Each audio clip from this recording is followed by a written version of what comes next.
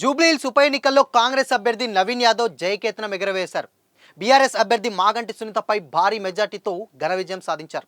గతంలో ఇక్కడ నుంచి 2 సార్లు పోటీ చేసి ఓడిన నవీన్ యాదవ్ ఈసారి ఉప ఎన్నికల్లో సత్తా చాటారు. దాదాపు 25,000 ఓట్ల మెజార్టీతో జూబ్లీహిల్స్ అడ్డాలో కాంగ్రెస్ జెండా పాతారు. బీఆర్ఎస్ అభ్యర్థి మాగంటి సునీతపై నవీన్ సునాయాసంగా గెలుపొందారు. బీజేపీ అభ్యర్థి లంకల దీపక్ రెడ్డి కనీస పోటీ కూడా ఇవ్వలేకపోయారు. నవీన్ యాదవ్ గెలుపుతో కాంగ్రెస్ శ్రేణులు సంబరాలు చేసుకుంటున్నాయి. అయితే బైపోల్కు సంబంధించినటువంటి ఓ సెంటిమెంట్ మాత్రం భయపెడుతుంది. గతంలో సిట్టింగ్ ఎమ్మెల్యే ఎవరైనా మరణిస్తే వారి కుటుంబ సభ్యులు ఏకగ్రీవంగా ఎన్నిక కావడానికి ప్రయత్నించేవారు. ఇతర ప్రధాన పార్టీలు సైతం తమ అభ్యర్థులను పోటీలో ఉంచేవారు కాదు. కానీ తెలంగాణ ఏర్పాటైన తర్వాత పరిస్థితిలో చాలా మార్పు వచ్చింది. అధికారంలోకి వచ్చినటువంటి కేసీఆర్ తన అభ్యర్థులను పోటీలో ఉంచడం మొదలుపెట్టారు. తద్వారా గులాబీ పార్టీ కొత్త స్థానాల్లో విజయం సాధించేలా ప్రణాళికలు రచించారు. దీంతో ఉప ఎన్నికల్లో పోటీ తీవ్రమైంది.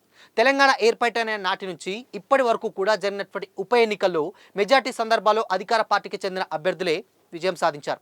2015 ఆగస్టులో ఉమ్మడి మెదక్ జిల్లా నారాయణఖేడ్ నియోజకవర్గ కాంగ్రెస్ ఎమ్మెల్యే పట్లోల్లా కృష్ణారెడ్డి హార్ట్అటాక్తో మరణించారు.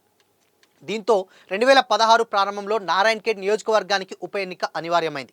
ఈ ఉప ఎన్నికలో కాంగ్రెస్ పార్టీ తరఫున కృష్ణారెడ్డి కుమారుడు సంజయ్ రెడ్డి పోటీ చేయగా, టీఆర్ఎస్ అభ్యర్థిగా పోటీ చేసిన మహారెడ్డి భూపాల్ రెడ్డి 53,625 ఓట్ల తేడాతో విజయం సాధించారు. 2018 అసెంబ్లీ ఎన్నికల్లోనూ భూపాల్ రెడ్డి 58,508 ఓట్ల తేడాతో సంజయ్ రెడ్డిపై గెలిచారు. 2016 మార్చిలో పాలేరు కాంగ్రెస్ ఎమ్మెల్యే రామరెడ్డి వెంకటరెడ్డి అనారోగ్యంతో కన్నుమూశారు. దీంతో ఈ నియోజకవర్గానికి కూడా ఉప ఎన్నిక ఖచ్చితమైంది. కాంగ్రెస్ తరపున ఆయన సతీమణి సుచితారెడ్డి పోటీ చేశారు. 2014 ఎన్నికల్లో ఉమ్మడి ఖమ్మం జిల్లాలోని 10 సీట్లకు గాను టీఆర్ఎస్ కొత్తగూడెంలో మాత్రమే గెలిచింది. దీంతో పాలేరు ఉప ఎన్నికల్లో ఎలాగైనా గెలవాలని కేసీఆర్ భావించారు. టీడీపీలో తనతో కలిసి పనిచేసినటువంటి తుమ్మల నాగేశ్వరరావుకు పాలేరు టికెట్ ఇవ్వగా ఆయన దాదాపు 45,000కు పైగా ఓట్ల తేడాతోటి గెలిచారు. కానీ 2018లో జరిగినటువంటి ఎన్నికల్లో కాంగ్రెస్ అభ్యర్థి కందాల ఉపేందర్ రెడ్డి చేతిలో 7,000 ఓట్ల తేడాతో తుమ్మల ఓడిపోయారు. 2018 అసెంబ్లీ ఎన్నికల్లో హుజూర్ నగర్ ఎమ్మెల్యేగా గెలిచినటువంటి ఉత్తమ్ కుమార్ రెడ్డి తర్వాత జరిగినటువంటి ఎంపీ ఎన్నికల్లోనూ గెలిచారు. దీంతో ఆయన ఎమ్మెల్యే పదవికి రాజీనామా చేయడంతో 2019లో హుజూర్ నగర్ అసెంబ్లీ స్థానానికి ఉప ఎన్నిక జరిగింది. ఆ ఎన్నికల్లో కాంగ్రెస్ టికెట్ ఉత్తమ్ సతీమణి పద్మావతి రెడ్డికి ఇచ్చారు. టీఆర్ఎస్ నుంచి బరిలోకి దిగినటువంటి శానంపూడి సైదిరెడ్డి 43,358 ఓట్ల తేడాతోటి పద్మావతిపై గెలుపొందారు. కానీ 2023 ఎన్నికల్లో సైదిరెడ్డిపై కూడా ఉత్తమ్ కుమార్ రెడ్డి దాదాపు 44,888 ఓట్ల తేడాతోటి గెలిచారు. 2020 ఆగస్టులో దుబ్బాక ఎమ్మెల్యే కేసీఆర్కు ఆప్తుడైనటువంటి సోలిపేట రామలింగారెడ్డి గుండెపోటుతోటి చనిపోయాడు. దీంతో 2020 నవంబర్లో దుబ్బాక ఉప ఎన్నిక జరిగింది. రామలింగారెడ్డి సతీమణి సుజాతకు టీఆర్ఎస్ టికెట్ ఇచ్చింది. ఈ ఎన్నికల్లో బీజేపీ తరఫున పోటీ చేసినటువంటి రఘునందన్ రావు 1079 ఓట్ల స్వల్ప తేడాతోటి విజయం సాధించారు.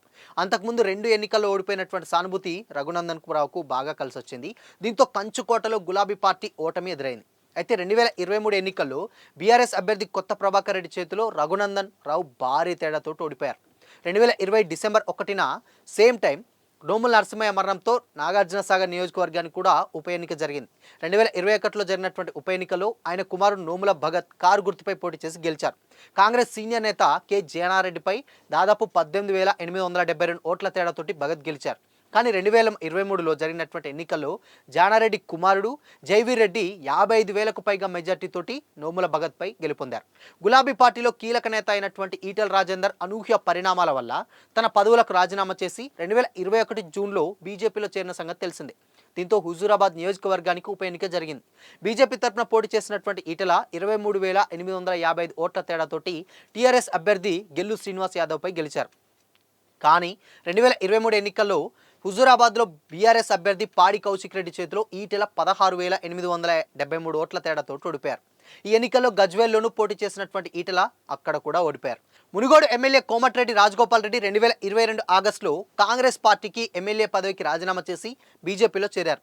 అదే సంవత్సరం చివరిలో జరిగినటువంటి మునుగోడు ఉప ఎన్నికల్లో రాజగోపాల్ రెడ్డి బీజేపీ తరఫున బరిలో నిలిచారు. కానీ టీఆర్ఎస్ అభ్యర్థి కూసుకుంట్ల ప్రభాకర్ రెడ్డి 10,000కు పైగా ఓట్ల తేడాతో గెలిచారు. 2023 ఎన్నికల్లో రాజగోపాల్ రెడ్డి 10,000కు పైగా మెజార్టీతోటి కూసుకుంట్లపై మళ్ళీ గెలుపొందారు. అయితే ఈ ఉప ఎన్నికల ఫలితాలను పరిశీలిస్తే డెఫినెట్గా సెంటిమెంట్ అనేది ఏ రకంగానూ పనిచేయలేదని స్పష్టంగా అర్థమవుతుంది. అదేవిధంగా బైపోల్స్లో గెలిచినటువంటి నేతలంతా తర్వాత జరిగినటువంటి ఎన్నికల్లో ఓటమి పాలయ్యారు. ఒక్క నారాయణఖేడ్ నియోజకవర్గానికి మాత్రమే ఇది మినహాయింపుగా కనిపించింది.